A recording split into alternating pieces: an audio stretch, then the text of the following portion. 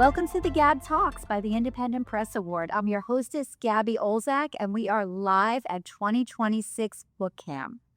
In light of Mother's Day today and World Awareness Infertility Month in June, it's our honor and special privilege to welcome international multi-award winning Australian author Stephanie Boag to discuss her Sticky Pineapple series, two amazing books that are tools for navigating the IVF for adults and children. Sticky Pineapple and the Little Precious Gems, How I Came Into This World, earned a distinguished favorite in 2025 New York City Big Book Award in the Children's Educational category. The adult sticky title, Pineapple and a Powerful Mind Waiting for a Heartbeat, it is a 2025 New York City Big Book Award winner in pregnancy and childbirth. Stephanie grew up on a farm in Hamilton, Australia. Her dad ran a woolen mill, and her mom was a primary school teacher and vice principal. She became interested in journalism when she was 15 years old during a year-long exchange program in Canada, where she worked at a newspaper. Stephanie studied journalism and public relations and went on to earn her MBA. Years later, while living abroad in the UK, she worked as a radio broadcaster for the BBC, and then she traveled the world honing her craft. She met her husband, Nathaniel, in the UK, and they were married in Vietnam. So exciting. Stephanie traveled to BookCAMP from Australia, where she lives with her husband, Nathaniel, and her two beautiful miracles, 6-year-old Alice and 4-year-old Ruby. Congratulations, Stephanie, and welcome to the Gab Talks. It's a pleasure to see you. Thank you so much, and it's wonderful to be here. Thank you. So before we get started, happy Mother's Day. It's a little early, and thank you so much for sharing your IVF story. It's so courageous. I'd like our listeners and viewers to hear a little bit more about you. You were 37 years old when you first started this journey. So tell us your story. Yeah. Like every young married couple, we just had assumed that everything would be pretty straightforward. So after our wedding in Vietnam, at the age of 35, we started trying to get pregnant naturally.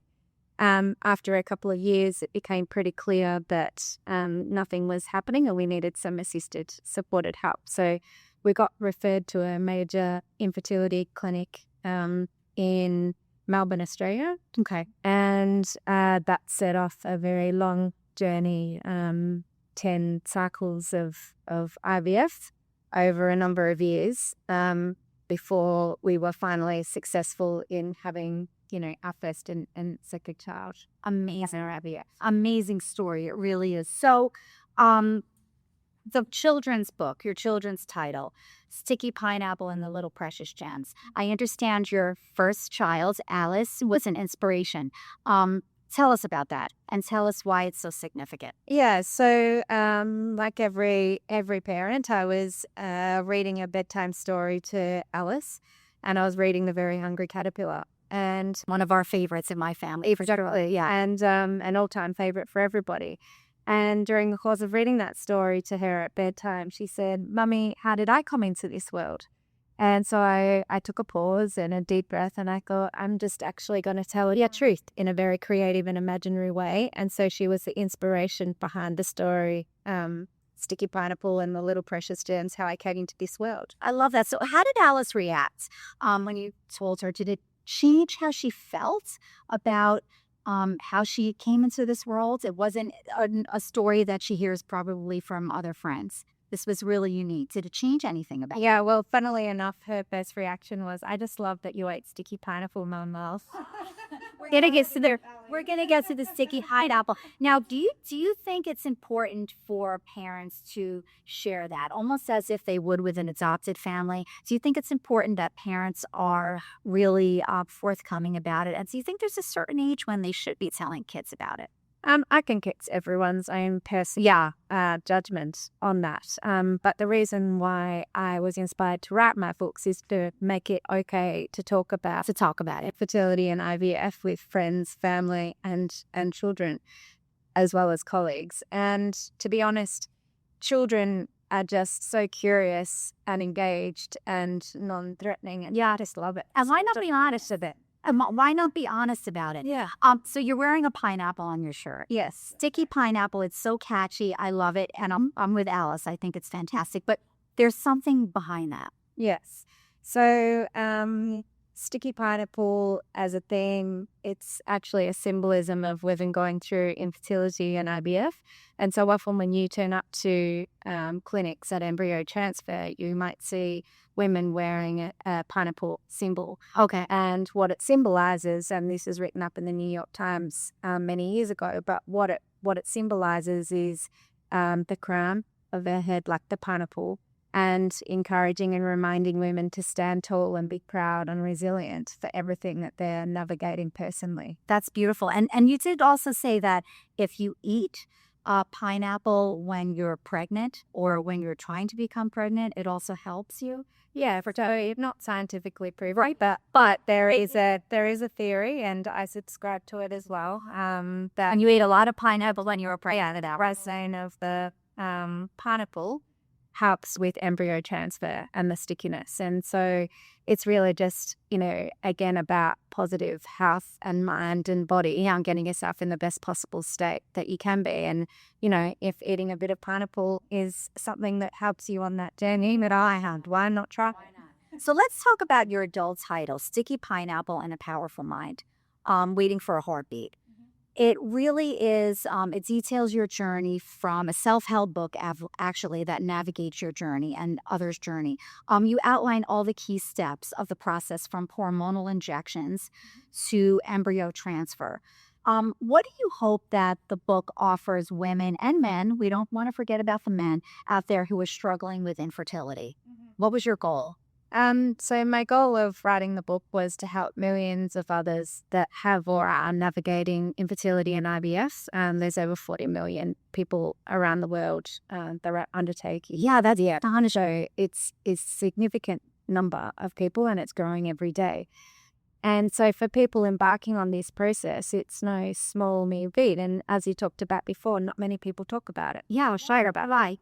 The stigma, the taboo. Why is there a stigma with it, though? Just people not still feeling afraid, and Is it because it's not natural? Is that what people, I think? Okay, Yeah. interesting. that's right. Yeah, that's right. And what would other people think that you weren't able to get pregnant naturally, and what's wrong with you? And you're constantly asking those same questions of yourself. Yeah. And even in my own personal situation, or our personal situation, we had what was called unexplained infertility, which was there was no rhyme or reason coming back on the tests as to why we wouldn't be able to get pregnant. Yes, they said you kept going back and back to the doctors and they couldn't find anything.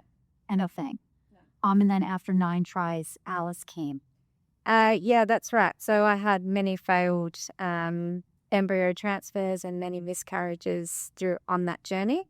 On about the 8th cycle of IVF, they did some further investigation, and they did find that I had endometriosis, which they subsequently removed. And then I had a really significant egg collection. So up until that point, I had only been able to collect maybe 5 or 7 eggs, which they had thought was due to my age and was diminishing with age. And then the quality of those eggs was not great, hence the failed embryo transfers and miscarriages.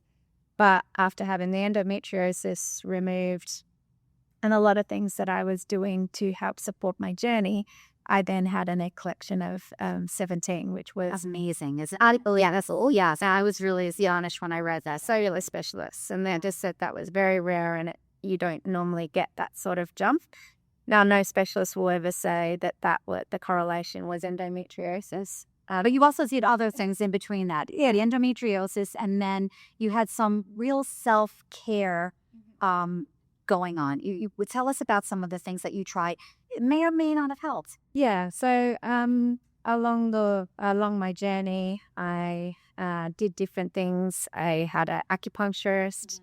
I started seeing a naturopathic fertility specialist, which was amazing. I went to a number of health retreats as well. I had a lot of pre-pregnancy style massages. And I did a lot of yoga and meditation and mindfulness because with it taking 9 cycles, I think by the time I was pregnant and was able to hold Alice and have a successful pregnancy, I was 40 years of age. I worked so I had a going for 3 years. So I was extremely fatigued, yes, emotionally and physically. Hence the title of my book, A Powerful Mind. I wanted to get to that, what that is. So you had to really hone in on that, being positive and just the mind's body well-being, which you did with yoga, with the retreats. You describe the IVF journey as an emotional roller coaster, which I can't even imagine. What was it like? You were working full-time. Yeah. Nathaniel was working full-time. So set this stage for us, Stephanie. You didn't even tell many of the coworkers or anyone, did you, that you were going through this process? No. I don't know if I could have kept a secret, to be honest with you.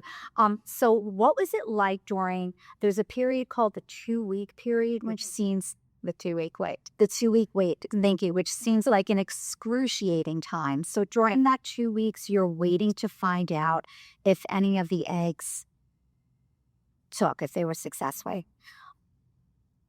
How did you get through that? Yeah. And what was that like getting the phone call? Yeah. So if I just take a step back, I'll start with my career. So we had just moved back from Vietnam after getting married, and I had got a job in a very big financial institution in Melbourne, Australia, in a top 4 ASX listed company. Wow. And then, it was 2 years into that job where I ended up being there for 12 years. So the full journey of my IVF. Really? So one job the entire time? Yeah, no one organization, but many, many different roles in that time. And so the IVF journey kicked off, but because we had this unexplained infertility, the specialist thought that I would be successful very quickly. Mm-hmm. So initially she just suggested we do IUI, which is not full-blown IVF. It doesn't require collecting any eggs. It just requires you to have some stimulants to encourage pregnancy. And I was successful the first time of that process. And so we were both thinking, my husband and I, well, this would be easier straight. That we've been worried about all this time. Yeah. And then the 2-week wait. So you have your stimulants, you have your injections, and then you wait for 2 weeks to see whether or not you're pregnant. And you're not allowed to take pregnancy tests because everything's all being manufactured inside of you, and so it can give false readings. Okay. And so I was successful at the 2-week wait, and so therefore I was pregnant. And then you progressively start having ultrasounds to check the viability of the baby. And it was about the 2nd or 3rd ultrasound, so somewhere around the 6 or 7 week mark, and they said the baby isn't growing. And at that point, you're already thinking you're pregnant. Yes. And you're right in. You are pregnant. I know. But you're thinking, okay, you're done. And you're seeing the baby in the ultrasound. Yes. Yeah. And then I subsequently miscarried. So that was the very first miscarriage. And then, but I was working full time, as you say. And I was very ambitious as well. My career was very important to me. And what the specialist said to me after that point was, just get ready. You're going to have no control over how long this may take. Yeah. We hope that you will be pregnant quickly, but we are going to move on to full IVF post this. And it will take as long as it takes. And we'll just keep monitoring how you are going, physically and emotionally. Amazing. And really just try to keep your day-to-day as normal as possible. So it was due to that advice from my specialist, who was someone that I had known professionally before I started seeing her, that I decided to not tell work colleagues for a significant period of time. Which is 4 years. I had to because I was having so many miscarriages and appointments to see that it's all on. Yeah. So then I told a discreet few people that I needed to. As you're also. Yeah. Boy, you're a fighter. That's you real and tenacious. I know what it's like to want a baby, and you really fought for it. You said something interesting. You didn't accept the offer of ongoing counseling support when you were going through IVF, and you said that that's something that you really regretted. Why did you regret it? Aside from obvious reasons, and how would you advise folks out there who are embarking on this? A lot of us think we don't need help. We can do this on our own. Yeah. Well, as I said, I was very ambitious career-wise. Yes. And so for me, I felt like on this. This is just, to be honest, I treated IVF and the process like project. Yeah. That just had deadlines, and I was just well, it's probably also how you got through it. Is same thing. Yeah. And so I didn't feel, as I was going through it, I honestly didn't feel like I provided counseling. However, as it went on and on and on, there were definitely times I hit massive rush water again, and I started to have the extremes, especially with the number of hormones being injected into my body. After 3 years, that's a significant amount. I can't imagine. It's hundreds and thousands of injections. So not by 10 tries, but how many? Yeah, over how many years? So when I was successful with Alice on the 9th cycle, that was after 3 years. Okay. And then I had Ruby 2 years later, who was a frozen embryo from that first. That's big. So she's technically a twin of Alice's. Wow. But she was born 2 years later, so the 10th cycle. So that's really 5 years that you have been going through this. Was there a point when you thought, okay, this isn't happening? Did you have a plan B? Yeah, so before they tested for the endometriosis, I think by then I might have had 5 or 6 miscarriages. I can't really remember and at least count. Sure. And so I hit rock bottom at the point when the specialist said you need to start thinking about donor eggs and surrogacy and other pathways. And up until that point, she had not had that conversation with us. Because you were still hopeful at that point. Yeah. And she also knew me, and she was just judging, I think, about how I was as a person. And so she would just give me as much information that I needed as they went, which was very, very helpful.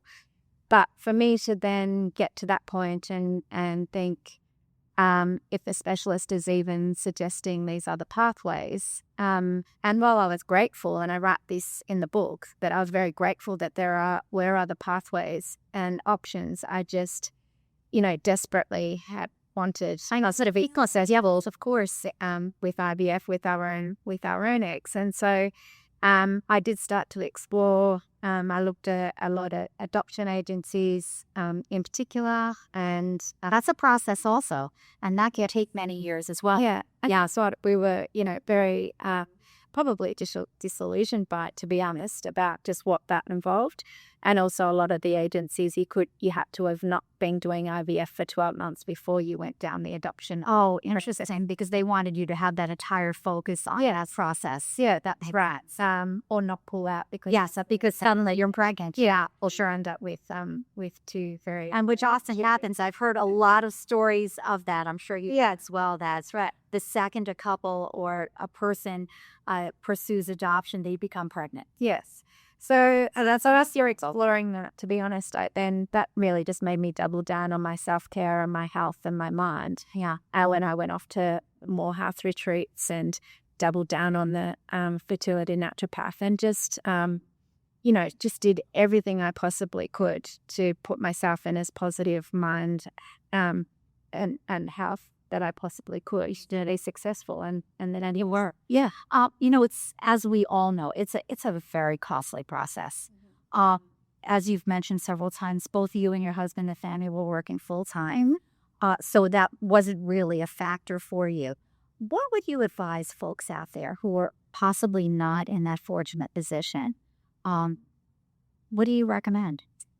I think I can't even imagine what it would be like to hit that crossroads. And I have heard so many people who have and heard their stories. And I just, it saddens me that a financial decision has to be reached to determine whether or not you can have a child. So to be honest, I don't really have advice for others. Yeah. Other than even in my own situation, we were fortunate that we were a bit older and settled and financially established, but even still, it was a significant cost. It has impacted, that affected us personally as well. Like, there were big decisions that we, had to take each and every time. But what I kept saying to my husband was, at the end of the day, if we are successful, we're never going to look back and go and think about how much our children cost us. And I'm living proof of that. As in today, I don't look at them and think, she cost us tens. No, I'm sure you do. I mean, they all do. Kids are expensive. I have 4. It costs millions. Yeah. Speaking of the toll it takes, you and Nathaniel, let's not forget about him. Mm-hmm. You've said that he's was a calming presence in your life. Yeah. You guys must have a strong marriage, because I could imagine that the toll that this could take, the stress, the emotions, the financial burden. How did you get through it? And once again, I'm going to ask you any words of wisdom to share with those couples out there that might be pursuing this road. Yeah, I think it's tough for everyone. And again, all the advice that I'd had from specialists is if there's any cracks in your relationship, IVF will expose them. That's so true, isn't it? Yeah. So, but we have been together, we were together 8 years before we got married. So by the time we went down the IVF path, we'd been together about 12 years, 14 years. So, so I think that was a testament, to be honest, to how strong we were able to be. In saying that, it's really difficult, and you're both navigating something. And I write a chapter about this in the book. You're navigating something that you can never imagine navigating. No. And you're both experiencing grief and trauma and loss. Oh my God. But in very different ways, because as human beings, we all deal with that in very different ways. And so he's much more introverted and quieter person than I. So, for him, he would more just sort of take himself away and, watch basketball and sport, and could immerse himself in that. And for me, I needed to talk it out with people. That was your process. Friends, yeah. So that's when I started to open up more with a lot of close friends and family in particular, and then let some close colleagues in. And I'm sure the book has to be very therapeutic also, to write that. Yeah. And to really put down on paper, because you visited a psychologist. Mm-hmm. That was the opening of your book. And I think the doctor asked you if you'd like to talk about that. It seemed that it never occurred to you for that to even happen, that you unload that trauma a little bit, but it has to be very therapeutic. Yeah, that's right. And so again, the presence of the psychologist, 6 years after I'd actually had my first child by IVF, was a very long time. Yeah. And when he put the question to me and he said, this was after a couple of sessions, and he said to me, I think you need to go back and revisit and talk to me about your IVF journey. And I said, why? And I know out the other side of me done. He said, I don't think you've ever dealt with it. And that opened Pandora's box. And so again, I write a chapter about that in the book, about it doesn't matter what grief and trauma you experience in life. It can be anything. It doesn't have to be the loss of children or going through IVF for infertility. It can be anything. If you don't, what I learned was, if you never confront that or visit it, it will pop up in some way, shape, or form, somewhere as your life, yes, in a negative way. And for me, obviously, that was IVF. And so revisiting it through telling him my story, I then said to him, you've reminded me, the specialist had said to me on my last visit, you should go out there and inspire thousands of people with your story, because it really is, your journey really is phenomenal, and how strong and resilient and stoic you've been. And at the time she said that, I was just like, I'm so glad this is done and I never have to be back here again, and I never want to revisit it. So I sort of buried it. Is it just focused all day? And I focused on, the next phase, which was, postnatal, and which was really difficult. Very, very. And Alice's birth was also very challenging. Yeah. Then the postnatal. So you had a lot going on, the exhaustion from all of those years. Yeah. So what was the biggest takeaway from that you learned from this IVF journey? About yourself. That's the biggest one. The self-care. Yeah. Self-care. If you can't take the time out in your life to really care for yourself and put yourself in as best possible state, mind and body, then things are going to break down for sure in your life, no matter what is happening and what is going on. It's stressful creeping, and then that affects your relationships, and and then you start to lose who you are and your sense of self. And so that was very profound for me, and that's why writing the book sort of burst that wide open. But it also made me realize actually these are brilliant resources for the million there are men and women out there who have or are thinking about navigating these similar journeys, whether it's through the adults book or the children's book.